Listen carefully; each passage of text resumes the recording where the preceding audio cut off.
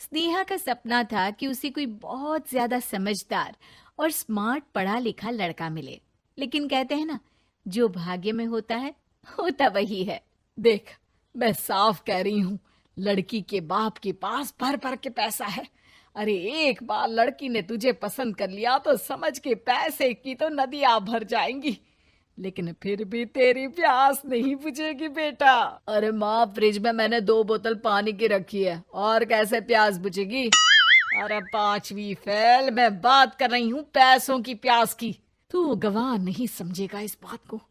बस तुझसे लोगों की नौकरी करवा लो। वो क्या है ना आशीष की माँ, वो सीधा है, और जिसे तू लोगों की नौकरी बोल रही है ना, वो आशीष का प्यार है अपने लोगों के लिए, जिनसे वो प्यार करता है या जिनसे जुड़ा हुआ है वो। अरे जमाना नहीं रहा वो। अरे आज की डेट में तो ना बेटा माँ का है, ना ही पति पत्नी का। कैसी बात कर रही है माँ? चाहे दुनिया यहाँ की वहाँ क्यों ना हो जाए, मैं आपके बिना नहीं रह सकता। ना ही मैं आपको कभी धोखा दे सकता हूँ। अरे हाँ, ठीक है ठीक है। देख, लड़की को पढ़ा लिखा लड़का चाहिए तो वहां चुप रहना। जबान खोलेगा तो पता चल जाएगा कि 5वीं पास है। अरे तो पढ़ा देती ना आगे। माना सौतेली माँ हो, लेकिन दहेज की लालच तो अपने बेटे जैसी ही रख रही हो। पापा ऐसा मत बोलिए ना माँ को, वो मेरी माँ है, मैं उनसे बहुत प्यार करता हूँ। अच्छा अच्छा बेटा, कुछ नहीं कहता, बस तैयार हो जा, चलते हैं और देखते हैं कि कौन है लड़की और क्या चाहती है। सभी मिलकर लड़की देखने जाते हैं, जहां स्नेहा आशीष को देखकर ही इम्प्रेस हो जाती है। वाह, कितना हैंडसम है। काश इससे मेरी शादी हो जाती, लेकिन पता नहीं कितना पढ़ा लिखा है। स्नेहा, लड़का बहुत अच्छा है, बेचारी की माँ दूसरी है, लेकिन देख रही है ना, हीरा भी इतना चमकीला नहीं होगा जितना कि ये। स्नेहा को समझ नहीं आता कि वो क्या करे।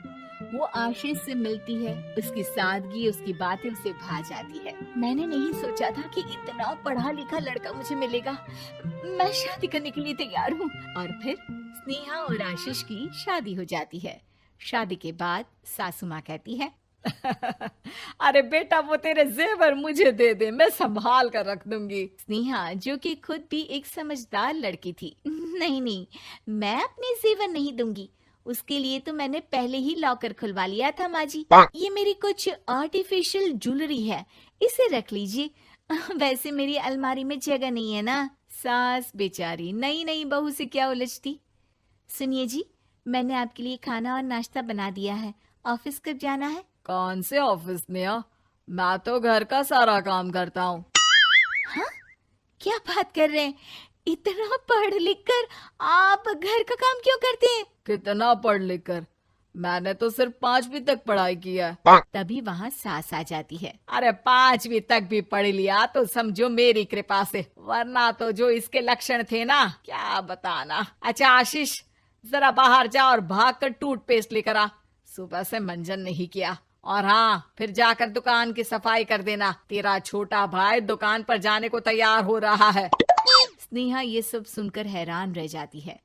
वो सोचती है कि आखिर उससे क्या गलती हो गई जो उसके साथ ऐसा हुआ। आशीष स्नेहा के पास जाता है। सुनो, तुमको तो मैंने पहली मुलाकात में ही बताया था कि। स्नेहा आशीष की बात ही नहीं सुनना चाहती है। वो जोर से चिल्लाती है, चुप रहो बिल्कुल, गंवार कहीं के।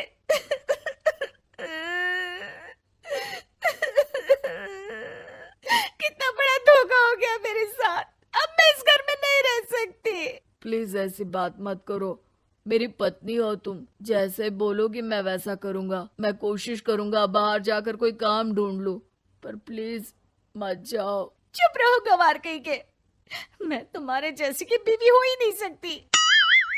आशीष स्नेहा को लाख समझाने की कोशिश करता है, लेकिन वो अपने मायके चली जाती है। माँ चलिए ना, स्नेहा को मना कर लेकर आते हैं। अरे जाओ, बनाने जाए मेरी जूती। इतना घमंड, जैसे कलेक्टर हो कहीं की महारानी। अरे मैं तो तुझे कहूंगी कि तू भी भूल जा, हमने नहीं भगाया, खुद ही तो गई है। माँ वो बीवी है मेरी, मैं प्यार करता हूँ उससे, मैं जा रहा हूँ उसे लेने। वहीं स्नेहा के घर पर, माँ वो तो कुछ काम ही नहीं करता, घर का नौकर है, 5वीं पास। मैं नहीं रह सकती ऐसे आदमी के साथ माँ। बेटा वो लड़का बहुत अच्छा है, उसकी तारीफ मैंने हर किसी से सुनी है। तेरा पति है, अब तक एक गलत माँ के साथ रह रहा था, तू संवारेगी तो संवर जाएगा। तभी वहाँ आशीष आ जाता है। मुझे माफ कर दो स्नेहा, पर प्लीज मुझे छोड़कर मत जाओ। मेरी माँ के जाने के बाद मुझे तुम्ही से सारी उम्मीद है। तुम जैसा कहोगी मैं करूँगा, पर प्लीज मेरे साथ रहो। सबके समझाने बुझाने के बाद स्नेहा आशीष के साथ घर आ जाती है। आ गई महारानी, अब आई हो और सच्चाई भी पता चल गई है, तो थोड़ा तमीज से पति के साथ घर देख, रसोई संभाल और हम सबकी सेवा कर। देखो, मैं अब इस घर में बंटवारा चाहती हूँ। जो मेरे पति का हिस्सा है वो उसे मिले और वो आज से कोई काम नहीं करेंगे। हिस्सा ले लो, लेकिन कमाओगे क्या, खाओगे क्या, धूल मिट्टी?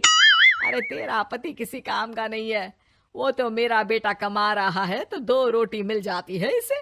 तभी वहाँ स्नेहा के ससुर आ जाते हैं। मैंने एक बंद फैक्ट्री को पहले ही आशीष के नाम कर दिया है और घर के 2 तल्ले में 1 तल्ला ले लो। मैं तो आशीष के पास रहूंगा, वकील थोड़ी देर में आता ही होगा। अरे जाओ जाओ, 2 दिन में भूख से तड़प कर सब वापस आ जाओगे। बढ़िया आई बहू बेटे वाली। फिर क्या था, स्नेहा आशीष के साथ मिलकर बंद फैक्ट्री को खोलती है और मन लगाकर काम करती है। दोनों की मेहनत रंग लाती है और आशीष अपनी मेहनत से एक सफल बिजनेसमैन बन जाता है। लेकिन एक दिन, अरे बहू बेटा आशीष, मुझे माफ कर दो, मैं भी अब तुम लोगों के साथ रहना चाहती हूँ। इस कमबख्त ने तो दुकान का बेड़ा गर्क कर दिया। वो तो आशीष था जो सारा दुकान का काम संभालता था। बेटा हमारे पास तो अब खाने को भी नहीं बचा। माँ जी, इसे कर्म के फल कहते हैं। खैर, खाना है तो आपको और आपके बेटे को काम करना पड़ेगा, समझी? हे भगवान, अब ये दिन आ गए हैं कि बहू के साथ रहने के लिए मुझे काम करना पड़ेगा। बेटा आशीष, तू ही समझाना अपनी बीवी को। पता है ना मैंने तुझे कितने प्यार से पाला है। हाँ माँ, वो तो ऐसे ही बोल रही है आपको। अरे घर में कामकाज के लिए बहुत सारे नौकर चाकर है, आप आराम से रहिए माँ। स्नेहा आशीष का अच्छा और सरल सच्चा व्यवहार देखकर मन ही मन सोचती है, मेरा पति गवार ही सही, लेकिन दुनिया का सबसे अच्छा इंसान है।